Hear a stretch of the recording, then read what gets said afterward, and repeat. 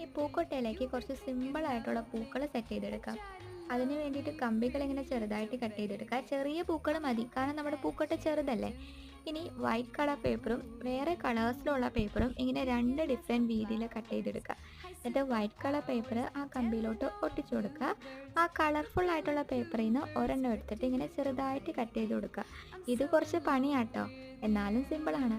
എന്നിട്ട് ഇതുകൂടി നമ്മൾ നേരത്തെ ഉണ്ടാക്കി വെച്ചതിലോട്ട് ഇങ്ങനെ ഒട്ടിച്ചു കൊടുക്കുക. ചുമ്മാ ഇങ്ങനെ ചുറ്റി ചുറ്റി ഒട്ടിച്ചു കൊടുക്കുക. എന്നിട്ട് ലാസ്റ്റ് ആകുമ്പോൾ പശ വെച്ചിട്ട് ഒട്ടിക്കാം. ഇത്രയേ ഉള്ളൂ, നമ്മുടെ സിമ്പിൾ ഫ്ലവർ ഇവിടെ റെഡി ആയിട്ടുണ്ട്.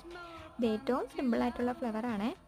ഇതുപോലെ ഞാൻ കുറച്ചധികം ഉണ്ടാക്കി എടുത്തിട്ടുണ്ട് നമ്മുടെ പൂക്കോട്ടയിലേക്ക് സെറ്റ് ചെയ്യാൻ വേണ്ടിയിട്ട്. ഇനി നമുക്ക് നല്ല ഭംഗിയിൽ ഇതങ്ങനെ സെറ്റ് ചെയ്ത് കൊടുക്കാം. അപ്പോൾ നമ്മുടെ പൂക്കോട്ട ഇവിടെ റെഡിയായി കിട്ടും.